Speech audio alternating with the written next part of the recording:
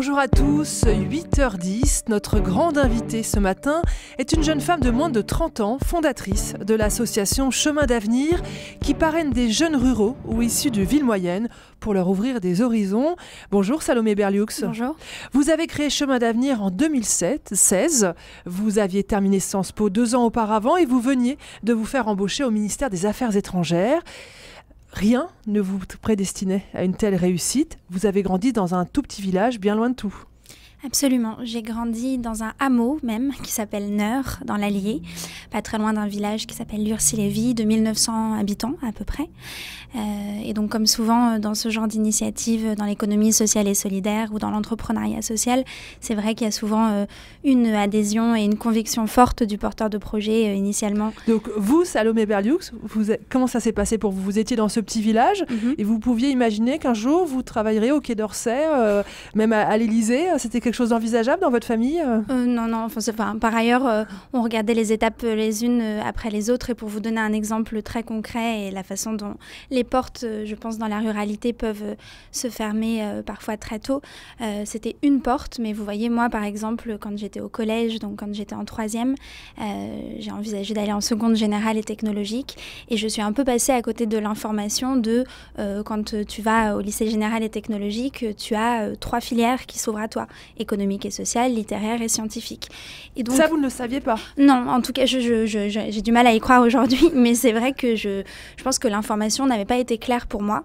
Et du coup, quand on a choisi l'établissement avec mes parents dans lequel j'allais étudier par la suite, qui impliquait soit que je sois interne, soit que nous déménagions, ce que nous avons fait d'ailleurs, parce qu'il était à 3/4 d'heure de chez nous, j'ai atterri dans un très bon établissement public, à Nevers, dans la Nièvre, mais où il n'y avait que 2 filières, littéraire et scientifique. Pas de chance. Pas de chance, parce que je pense sincèrement, rétrospectivement, et d'ailleurs je m'en suis rendu compte assez vite et c'était un peu anxiogène pour moi de me dire mais en fait je pense que c'est le bac économique et social que j'aurais dû préparer. Et donc c'était pas grave, c'est pas dramatique, mais c'est vrai que c'était une porte qui se ferme à 15 ans juste par manque d'information, de préparation, d'anticipation. Et j'ai du mal à croire que dans le cœur de Lyon ou dans le cœur de Paris, on vive ce genre d'obstacle-là. Vous avez fait Sciences Po, mais vous avez mis très longtemps avant d'oser passer le concours. Oui, absolument. C'est un autre obstacle, je pense, qui est très propre aux jeunes de la France périphérique et notamment de celle des zones rurales, c'est l'autocensure, avec un sentiment qu'on n'est pas à la hauteur, le sentiment très fort que certaines voies nous sont fermées, interdites, et que quand on est un jeune de la campagne ou d'une petite ville, Sciences Po, ça peut paraître complètement inaccessible. Donc effectivement, il faut d'abord avoir l'information, et dans mon cas, j'ai découvert ce que c'était que cette école très tard. Je pensais d'ailleurs que Sciences Po, c'était des sciences et pas du tout de la politique. Et puis ensuite, il faut oser se présenter au concours. Et après, 3e étape et 3e obstacle, c'est la question des codes. Et souvent, pour des concours qui sont des concours sélectifs, il y a ces fameux oraux qui supposent de maîtriser un certain nombre de codes qu'on n'a pas forcément quand on n'en a pas parlé au préalable. Qu'est-ce que vous appelez ces codes ? Alors les codes, c'est à la fois une façon de se présenter, une façon de parler de soi, de se mettre en avant, d'être capable de parler de son parcours. Et pour ça, il faut aussi avoir nourri ce parcours au préalable. Et c'est vrai que moi, en enseignant très souvent et en préparant notamment au concours de Sciences Po, je voyais chaque année des tas de jeunes qui venaient de Charleville-Mézières, qui venaient de Moulins, qui venaient des Vosges, qui venaient d'Isère et qui avaient passé le concours, qui avaient été admissibles parce qu'ils avaient travaillé comme des fous, qui étaient passionnés, que leurs profs avaient soutenus pendant des mois et qui avaient évidemment les capacités de réussir les écrits et ensuite d'entrer dans cette école, si ce n'est qu'ils ouvraient des yeux écarquillés quand on leur disait est-ce que vous avez fait des stages? Est-ce que vous avez eu un engagement associatif? Est-ce que vous avez passé plusieurs mois à l'étranger? Et ces jeunes-là disaient ah bon, il fallait faire des stages, il fallait avoir un engagement associatif. Donc ça, c'est des informations et des actions à mener dont évidemment les jeunes qui sont plus introduits et plus au fait de ces questions-là, notamment parce qu'ils grandissent dans des grandes métropoles et qui sont dans des dynamiques propices à ces concours, eux sont au courant, les jeunes des zones rurales et même ceux des petites villes, pas forcément. Finalement, Salomé Berlioux, de quoi souffrent ces jeunes que vous accompagnez avec Chemin d'Avenir ? Alors je pense que la particularité de ces jeunes, c'est la course d'obstacles que représente leur parcours. C'est-à-dire que ce n'est pas un obstacle. Évidemment, un jeune adolescent de 15 ans, de 18 ans, il peut manquer de confiance en lui, il peut ne pas avoir envie de s'intéresser à son avenir. Ça existe. Mais pour les jeunes de ces territoires-là, c'est vraiment un parcours d'obstacles. Tout est plus compliqué ? Tout est plus compliqué.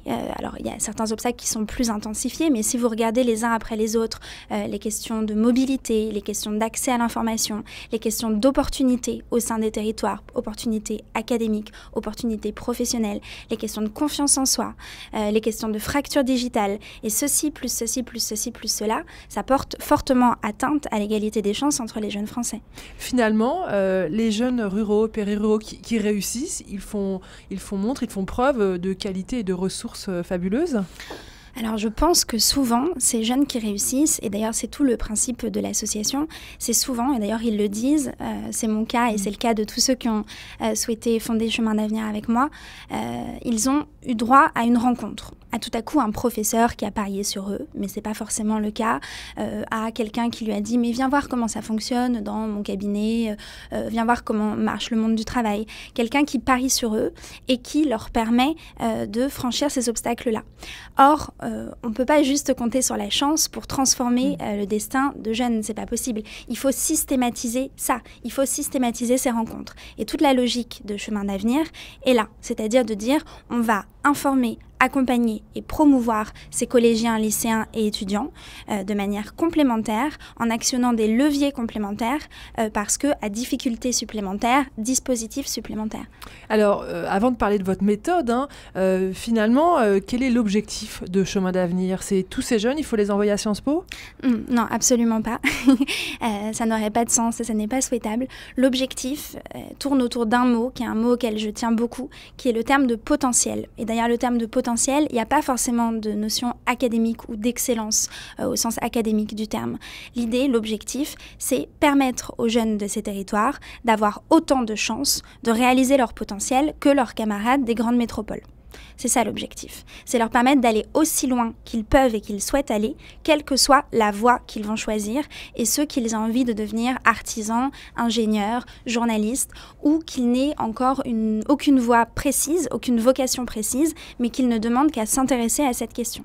Et pour cela, vous provoquez la rencontre. Vous venez de nous dire que il y avait des déclics pour ces jeunes qui réussissent, c'est une rencontre. Et donc là, vous provoquez la rencontre et vous leur faites rencontrer ce que vous appelez des mentors. C'est ça. En fait, pour vous donner un exemple concret, hier, nous étions à 100% sur Sioule avec l'équipe de l'association. C'est où ça ? C'est dans l'Allier. C'est dans l'Allier également. On est présent, cette année, on va être présent dans 5 académies. On va accompagner 500 jeunes.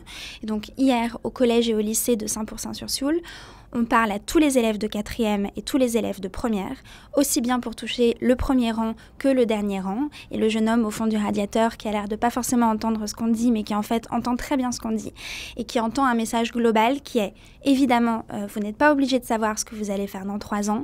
Et nous-mêmes, à bientôt 30 ans, on ne sait pas ce qu'on va faire dans 3 ans. C'est anxiogène, mais c'est aussi excitant et il faut en avoir conscience. En revanche, on pense vraiment qu'il faut, vous, jeunes de ces territoires, que vous vous intéressiez à la question de votre avenir, que vous vous empariez de votre avenir à bras-le-corps, que vous en fassiez une force, peut-être plus que d'autres, parce que vous avez ces défis à surmonter. Et si vous le souhaitez, Chemin d'avenir est là pour vous aider à le faire en lien avec vos familles, avec votre école, avec les entreprises et les fondations d'entreprises de vos territoires et avec la société civile.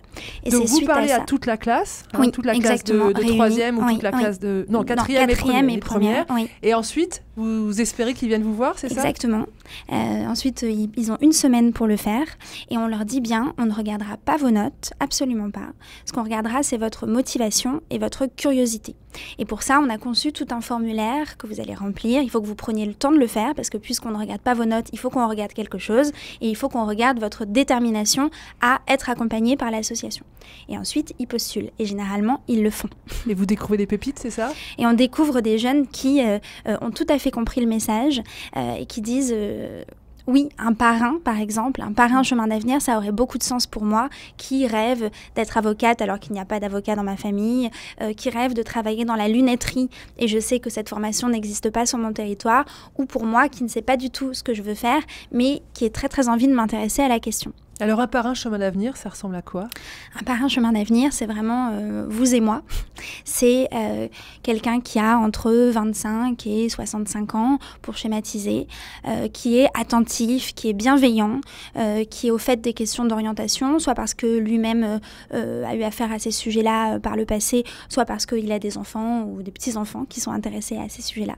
Ce n'est absolument pas un conseiller d'orientation, hein, c'est-à-dire qu'on travaille vraiment main dans la main avec les établissements pour que la technicité de ce métier-là soit assurée par l'école, mais c'est quelqu'un qui va tout à coup offrir à un jeune un regard extérieur, un regard en plus, un regard vraiment attentif sur le long terme, puisque c'est un accompagnement qui dure au moins 18 mois et qui va donner confiance au jeune, l'informer et l'aider à ouvrir le champ des possibles. 18 mois, donc ça fait 2 ans que l'association existe, donc vous avez déjà des résultats. Ça marche, votre méthode, elle est éprouvée maintenant? C'est très agréable pour nous de faire attention à nos indicateurs de réussite et de voir notamment que des indicateurs qualitatifs fonctionnent très vite et très bien.